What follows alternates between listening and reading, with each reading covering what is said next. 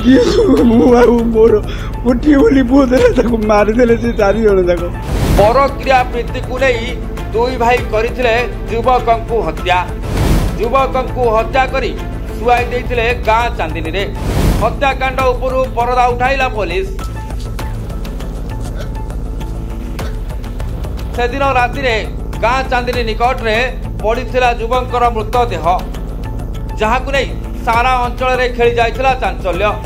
परक्रिया प्रीति को केंद्र करी एभली घटना घटिथिबा करा जाउथिला संदेह हेले परे घटना उपरू परदा उठाइछि पुलिस। अभियुक्त दुई भाई को गिरफ्त करी जेल पठाइथिबा सूचना मिली। हाँ आज्ञा पिपिली सानिकोट पंचायत रे घटिथिबा परक्रिया प्रीति पाई युवक को हत्या घटनार पर्दाफाश करिछि पुलिस। मुख्य अभियुक्त सह दुई भाई को गिरफ्त करी कोर्टाल पर जेल पठा जाइछि। परक्रिया प्रीति पाई युवक को हत्या कराइथिबा स्पष्ट करिसेंति बोली पिपिली एसडीओपीओ विरोची नारायण पति। हत्यारे संपृक्त थिबा सेही ग्रामर महिला स्वामी तपन दास और दियर अनादि दास को पिपिली पुलिस गिरफ्त करी कोर्ट चालाण करिछि।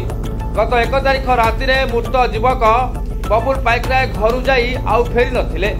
निस्तेज अवस्था रे बबुल को मृतदेह गाँ निकट एक चांदिनी ठारू मिलिबा परे बबुल को बापा विवेकानंद पाइकराय पुओ को हत्या कराइथा पिपिली थाना रे अभियोग करथिले। बबुल और महिला मध्य दीर्घ दिन हब अनैतिक संपर्क रहितला।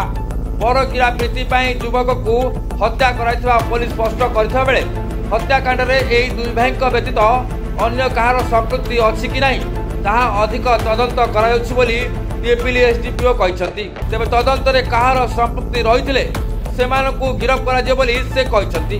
अन्य पटे हत्या घटना रे अनादि और तार भाई सह तांको बापा और उक्त महिला को संपृक्ति थिबा रे मृत बबुल को बापा विवेकानंद अभियोग करछंती। एने से 4 जन नाम अभियोग करथिबा बेले पुलिस अनादिर बापा और उक्त महिला को छाड़ी देथिबा नै से क्षोभ प्रकाश करी पूरी एसपी को द्वारस्थ हेबे बोली कहिसंती। एने सानकंटी गाँव रे हम गोटे अभियोग करथिले विवेकानंद पाइकरा जे तांकर पुओ राति रे घरे खाइबा समय से बाहर को बाहर जाइथिले तब राति रे घर को फेर नथिले। राति 1-1:30 बेलू से दिन से नोटिस कले जे तांको पुओ से गाँव रे गोटे चांदनी अच्छे से चांदनी पाखे मुर्मूष अवस्था पड़ी तो हस्पिटाल ना हस्पिटाल कैपिटल हस्पिटाल से रिसीव होता अभियोग अनुसार से जो पाखर गोटे से गाँव में पाख घर किसी लोक अच्छे जो ना से अभियोग करते पुओ को से बाड़े मारिदे से संक्रांत आम पिपिल थाना गोटे 384/24 एक मर्डर केस रेजिस्ट्रेशन होती आईआईसी पिपिली निजे तार तदंत कर समय आम जहाँ बर्तमान सुधा आम आपातत कन्भिन्स हेचु इन्वेस्टिगेशन से 2 जनकर संपृक्ति आम एस्टाब्लीश कर सारी। जड़े हेले अनादि दास आउ जड़े हेले तपन कुमार दास।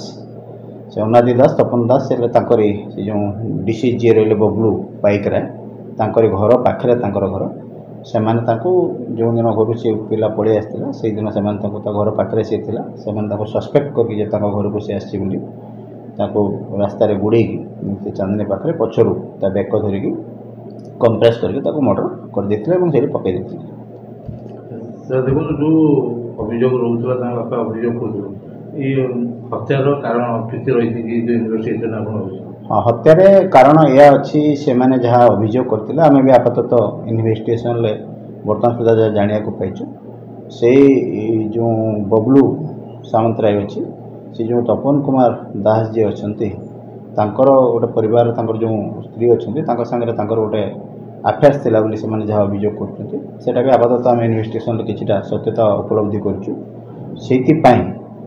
सन्देह था दी परिवार भितर टिके मनांतर चलुला किछि दिन तले सी घर छाड़ी पड़े पुणी घर को फेरी उभय परिवार भितर गोटे आपस बुझाणा होता जे किए क्या सागर कौन प्रकार संपर्क रखिए ना किंतु पुणी ये जिनसा जो आउ थे से दिन राति स्वामी स्त्री भितर पाटिमुंड लगी समय जो तपन कुमार दास और स्त्री भितर झगड़ा लगी से कथा को शुणापी जे बबलू पाइकराय जी मृत अच्छा सी आसी घर को देखापी सी देखो से छिड़ा होकर शुणुवा समय जो तपन दास अच्छा सान भाई जी अच्छा अनादि दास देखीदे सी देखीदे कि से हठात से प्रोभोक हो गुड़े बाड़ाई ଏବଂ ସେ ଚାନ୍ଦନୀ ପାଖରେ ତା ପଛପଟରେ ତା ବେକ ଧରିକି ତାକୁ କମ୍ପ୍ରେସ୍ କରିକି ସେଠି ତାଙ୍କୁ ପକାଇ ଦେଇଥିଲେ, ଯେଉଁଟାକି ହସ୍ପିଟାଲରେ ସେ ରିସିଭ୍ ଡେଡ୍ ହେଇଛି। ଏବଂ ଏ କେସ୍ରେ 2 ଜଣଙ୍କର ସମ୍ପୃକ୍ତି ଅଛନ୍ତି ଏବଂ ଅନାଥ ଦାସ ଏବଂ ତପନ ଦାସ, ଏବଂ ସେମାନେ ଆରେଷ୍ଟ ହେଇକି ଗତକାଲି କୋର୍ଟ ଫରୱାର୍ଡ ହେଇଛନ୍ତି। ଏଇ 2 ଜଣ ଅଛନ୍ତି ନା ଆଉ କିଛି ତା ଦେହରେ ସହଯୋଗ? ଆଉ ବର୍ତ୍ତମାନ ତ ଆପାତତଃ ଆମେ ଯେତିକି ଇନଭେଷ୍ଟିଗେସନ୍ କରିଛୁ ସେଥିରେ କାହାର ସମ୍ପୃକ୍ତି ଆମେ ଅନୁଭବ କରିନାହୁଁ, କିନ୍ତୁ ଇନଭେଷ୍ଟିଗେସନ୍ ଓପନ୍ ଅଛି। ଆଉ ବହୁତ ତଦନ୍ତ ବି ଏଥିରେ ଆମକୁ କରିବାର ଅଛି। ପର୍ଯ୍ୟାୟକ୍ରମେ ଯେତେବେଳେ ତଦନ୍ତ ଆଗକୁ ବଢ଼ିବ, ଯଦି କାହାର ସମ୍ପୃକ୍ତି ବି ଏଥିରେ ପ୍ରମାଣିତ ହୁଏ, ନିଶ୍ଚିତ ଭାବରେ ତା ବିରୁଦ୍ଧରେ କାର୍ଯ୍ୟାନୁଷ୍ଠାନ ଗ୍ରହଣ କରାଯିବ। ଆଉ ମୋ ପୁଅକୁ ବିଚାର ଦେଲେନି, 4 ଜଣଙ୍କୁ ମୁଁ ଲେଖିକି ଦେଇଥିଲି, ସିଏ ଆଉ 2 ଜଣଙ୍କୁ କରିକି ଆଉ 2 ଜଣଙ୍କୁ ଛାଡ଼ିଦେଲେ, ତାର ମୁଖ୍ୟ ଆସାମୀକି ଛାଡ଼ିଦେଲେ। ଆଉ ମୋର ଏତିକି ଅନୁରୋଧ, ମୋର ପୁରୀ ଏସ୍ପିକି ଏତିକି ଜଣାଉଛି ଯେ ମୋତେ ନ୍ୟାୟ ଦିଅନ୍ତୁ, ଏ 4 ଜଣଙ୍କୁ ଆରେଷ୍ଟ କରନ୍ତୁ। ଆଉ ମୋ ଦୁଃଖକୁ ସତିବି ଦେବି, ମୁଁ ଆଉ ମୋର ଗୋଟିଏ ବୋଲି ପୁଅ ଦେଲେ ତାକୁ ମାରିଦେଲେ ସେ 4 ଜଣ ଯାକ। 4 ଜଣ ବର୍ତ୍ତମଳିକ, ଆଉ ବର୍ତ୍ତମଳିକ, ତା ପୁଅ ତପୁ, ଦୀପୁ ଆଉ ତା ସ୍ତ୍ରୀ ତାକୁ ଫୋନରେ ଡାକି ଡାକିକି ଆଣିକି କ'ଣ କଲେ, ତାକୁ ତାଙ୍କ ଘର ନେଇ ତାକୁ ମାରି ତାକୁ ନେଇ କେଲାନରେ ପକେଇ ତାକୁ କେଲାନରେ ଭିଡ଼ି ଭିଡ଼ି ନେଇଛନ୍ତି। ତାକୁ ନେଇକି ଆମ ତୁଠଠି ଉଠେଇକି ଆମ ଚଟାଣରେ ଶୁଆଇ ଦେଇଛନ୍ତି। ଶୁଆଇ ଦେଇକି କହିଲେ ଆମ ଘରର ଗାଁର ଗୋଟେ ପିଲା ଗାଈ ଉଡ଼େଇକି ଆସୁଥିଲା, ସେ ତାକୁ ଦେଖିକି ଆମ ଘରେ ଯାଇ କହିଲା ଆସକୁ ସେ ଯେ ଆମେ ଗଲା ଆସକୁ ପୁଅ ମରିଯାଇଛି। ବର୍ତ୍ତମାନ ପୁଅ ମରିବା କେତେ ଦିନ ହେଲାଣି? ଆଜିକି ଯାରେ 5 ଦିନ ହେଇଗଲା, 1 ତାରିଖରେ ମରିଛି। ବର୍ତ୍ତମାନ ସୁଦ୍ଧା କେତେ ଜଣ ଅଭିଯୁକ୍ତ ମାନେ ଦଣ୍ଡ ପାଇବା ଆବଶ୍ୟକ ବୋଲି ଆପଣ ଭାବୁଛନ୍ତି? ମୋର 4 ଜଣଙ୍କର ଆବଶ୍ୟକ, ଭର୍ତ୍ତମଳିକ, ତା ପୁଅ, 2 ପୁଅ, ତା ସ୍ତ୍ରୀ, ଇଏ 4 ଜଣଙ୍କୁ ମୋର ଉପଯୁକ୍ତ ଶାସ୍ତି ନଦେଲେ ମୁଁ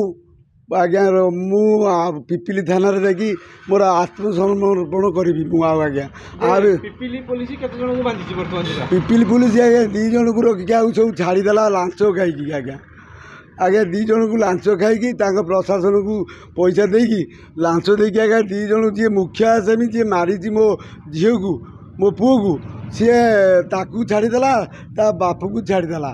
ଏତିକି କହୁଛି, ମୋ ପୁରୀ ଏସ୍ପିକି ଏତିକି ଜୁହାର କରୁଛି, ମୋର ପୁଅକୁ ବିଚାର ଦିଅନ୍ତୁ। ସେ 26 ବର୍ଷର ପୁଅ, ତାର ଯୋଡ଼େ ଛୁଆ, ଛୋଟିଆ ଛୁଆ, 3 ବର୍ଷର ଗୋଟେ, ଆଉ ଗୋଟେ 6 ବର୍ଷର, ସେ ତାକୁ ମାରିକି ଫୋପାଡ଼ି ଦେଇଛନ୍ତି।